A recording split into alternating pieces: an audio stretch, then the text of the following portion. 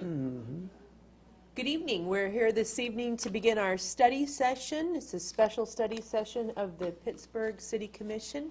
We have folks from the Pittsburgh Public Library joining us this evening. We have Commissioner Michael Gray with us via telephone, and Bev Clarkson, who's the director of the Pittsburgh Public Library. We have 30 minutes this evening to discuss all things Pittsburgh Public Library. So welcome. Good evening, Mayor, Commissioners, City staff, and guests. I am here this evening to talk about funding for the Pittsburgh Public Library. As you know, the library is primarily funded by a mill levy.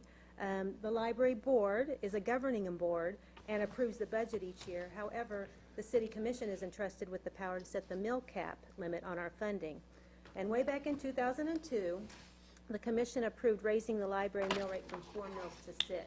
And at that time, the director and the library board and the Commission believed that the mill limit would last 5 or 6 years. Well, we have stretched that out to over 13 years now, which I hope is a testament that we have been good stewards of taxpayer money. However, we are now edging very close to our mill cap. Our current rate for 2015 is 5.765. And I am here tonight to request that you grant a change in our charter ordinance that will allow the library's mill cap to be raised from 6 mills to 8 mills. But let me be very clear about this. I'm not asking for any money at all tonight. I'm just asking you to take the legal steps that would allow the library to go over 6 mills when it becomes necessary. And of course, any budget that we set would have to be approved through the proper channels. I'm going to give a fairly short presentation this evening to illustrate to you how library services have changed since that last mill increase in 2002. And I'm going to compare our mill rate with other libraries, talk a bit about our funding, and show what the taxpayers are getting for their hard-earned dollars, and hopefully prove to you that this community is getting a great return on their investment in the Pittsburgh Public Library. Well, it's unfortunate that some people still have the idea that the library hasn't changed with the times. You know, there is a stereotype of the library with a shushing librarian and some dusty old bookshelves, but the library has changed tremendously in the last few decades. We have had to reinvent ourselves to keep up with our community's changing needs. And let me show you how we're doing that. Well, you know, the old library basically just had a print collection, but now we have print and so much more. The library now serves the community in really 3 basic ways: through our collections, both print and digital, through technology, and through our programs. And these really are the 3 core services of the Pittsburgh Public Library. Collections is our first core service. And really, people come in every day still to check out print books, and they always will. We'll always have a print book collection at the library. But now, if you'd like, you can check out an ebook from home. You can come in and check out an audiobook on CD, or you can come to the library, or you can download from home. You can come to the library and read a magazine, or you can join our digital magazine subscription service called Zenio, and you can read your magazines on a smartphone or a tablet. So really, books are really only the beginning of our collections and our services at the library. As you can see, you know, we have a big variety of collections to serve our community's needs. And in fact, in 2014, we circulated over 184,000 items at the library. And that is more than 9 items for every man, woman, and child living in Pittsburgh today. And I want to thank the Schremer family here for posing for our picture. Technology is our second core service, and really the thing that has changed the most in the library in the last 10 or 15 years. When I started at the library in 2000, we had one word processor for public use at the library, and it was in a little room way in the back. That's all changed now. Last year, we had 32,000 people use the library computer. 26,000 more accessed our free Wi-Fi. We have a lot of job seekers come and use our computer labs, because now the only way you can apply for a lot of jobs is online. And they come to the library to apply, they work on updating the resume, and we will even print the resume for free. And last year we printed over 2,000 free resumes for community members, and on really nice paper too. If you have a child at home and you don't have a computer and you don't have internet access, bring them to the library. They can do their homework on the computer, and we will print their homework for free. All homework is printed free at the library. Last year we offered 42 computer classes at the library on a variety of topics, from very beginning level to more advanced levels. And people come there and they brush up on their technology skills.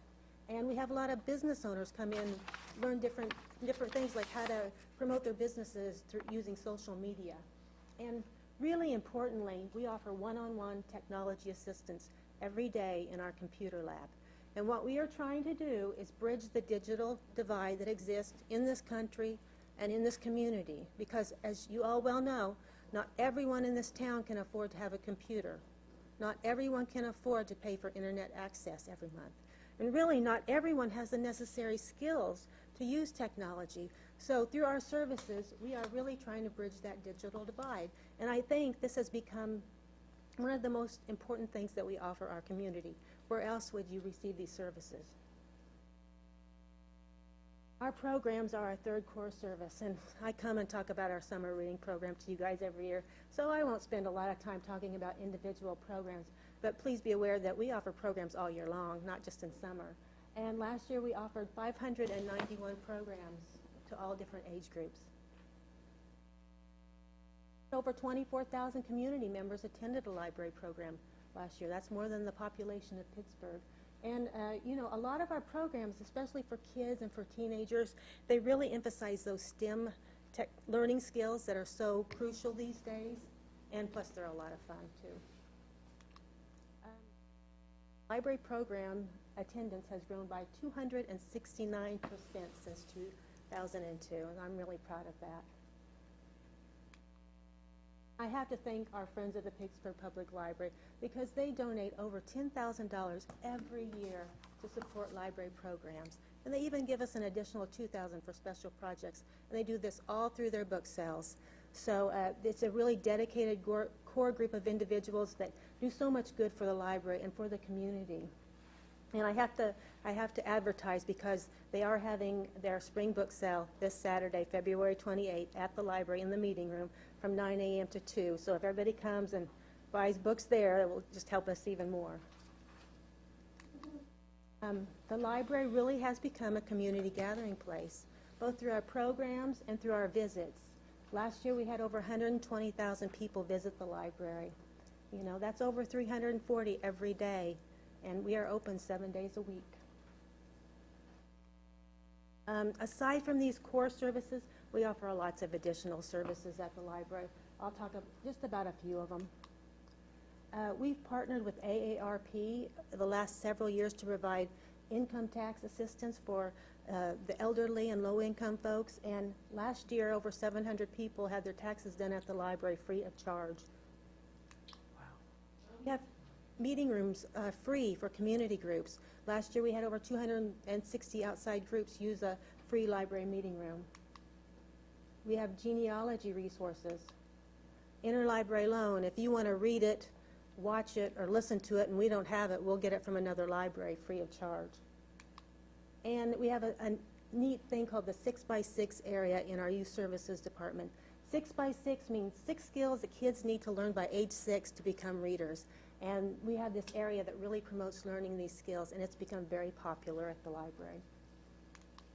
Okay, so we have, it's free to use a computer at the library. It's free to come to a program. It's free to get a library card. But we all know that libraries aren't really free. We are supported by our community. Now, here's a look at the library's total revenue. And as you can see, tax-supported revenue accounts for 87% of the library's total budget. And I will tell you that most all tax revenue is used for employee salaries, benefits, and utility costs. You know, that doesn't leave a whole lot of room for anything else. But that's where non-tax funds come in to help out. Non-tax funds pay for the majority of library collections. They pay for our internet connectivity, and they pay for our program supplies. And a big part of that non-tax money comes from the Pittsburgh Public Library Foundation. And this foundation was formed in 2000 by the library and several supportive community members. And through generous donations from citizens of Pittsburgh, we now have an endowment with the Community Foundation of Southeast Kansas. And this fund gives the library a small percentage of the fund balances every year. And this year, that amount is over $35,000. And this money really helps pay for essential library services. And it's been a part of why we have been able to delay asking for a mill increase for so long. So you can see we are really trying to offset some of the financial burdens of the taxpayers by raising money ourselves. And when we look at our library's mill levy compared to other libraries in southeast Kansas, you can see we are just right in the middle of the road, you know, just right in the middle. And even when we compare to other libraries of a comparable size across the state in total local income, again, we are right in the middle of the pack. There's nothing drastic about our funding. And here's a look at our library funding history over the last 8 years. And you can look at the library mill rate, and you can see it's really a slow increase from 5.5 to 5.75 over the last several years. And the last 2 or 3 years, I think we've gone up 1/10 of a mill each year in our budget. 1/10 of a mill is about $11,500, you know. We're just trying to keep a little bit of pace with our operating cost. And if you compare that with the ad valorem tax collected, you can see the library, just like everybody, you know, went down in 2008, 2009, when we had the Great Recession. And the tax collected was less, and during those next years, we had to go through a lot of our reserve funds. But I think now we are hopefully on the road to recovery. So I'm just going to sum things up now. I'm here on behalf of the Library Board of Trustees to request a mill cap increase from 6 mills to 8 mills. And I hope I've shown you that the library is a good community investment, both in economic terms and quality of life. Our community members have access to library collections worth millions of dollars. The library helps bridge the digital divide by providing free access to computers and Wi-Fi and technical assistance.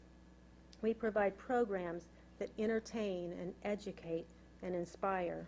We are grateful for the support that this community has given to the library. You know, we are very conscious also of the fact that we've gone through some tough economic times. You know, I know that, you know, we've been named the poorest county in Kansas. And I can tell you, I do see evidence of that every day working at the library.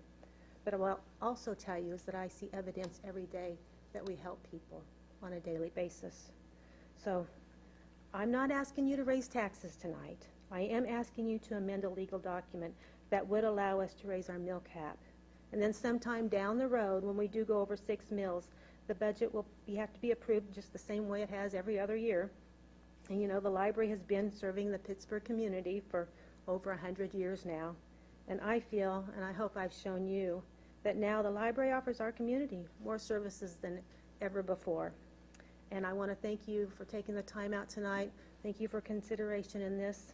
And I'd be happy to answer any questions that you may have. Thank you. Do any of the commission members have any questions for Bev? The only, one comment, I just would like to thank you and your employees for the job that you all do for the city of Pittsburgh. It's a great asset for us. Our pleasure. And how would somebody, if they were interested in signing up, to be able to get just go on the internet and get books from the library, the e-books? Oh, to get our e-books? How would they sign up to do that? It is available on our website how to sign up to do that. But if you come into our computer lab, we'll get you started there. You know, we'll get you all signed up with your PIN number and everything. It makes it a lot easier because once you get started, it's a very simple process. But we help them out a little bit in the first. Okay, thanks. I'd just like to follow up with what John says. What a great asset we have. We are #1 in the state for the poorest county, but you provide a service for a lot of people that would not have these services. Well, I appreciate your I commend comments. you on that. Well, thank you so much. Michael? I have no comment. Okay, thanks. A couple things, just so people are clear. This is a study session part of our evening, and in a little while on the actual agenda during the city commission meeting, we'll hear the actual request that you referred to here in just a little bit. So for those of you following along at home, that's the way that this will play out. Just want to say a number again, 269% increase since the last time you asked this governing body to increase the cap. Right. And also another important thing to know is libraries are organized and funded a little differently than any other part of our municipality. And this cap basically gives the authority to the folks who have been appointed to be on those boards. And the hope in that structure, as I understand it, is to ensure long-lasting free public libraries for everybody. Absolutely. Yeah, so interesting process and very, very helpful, succinct amount of information. Large amount of information in It is a 13 lot. minutes. You were exactly right. Okay. Are there any other questions for Beth? All right. This closes our study session. We will begin the meeting at 5:30. So we will turn off the sound, and we will be back with the folks on TV at 5:30. And the rest of you folks, if you'd like to stick around and have a treat, you're welcome to that.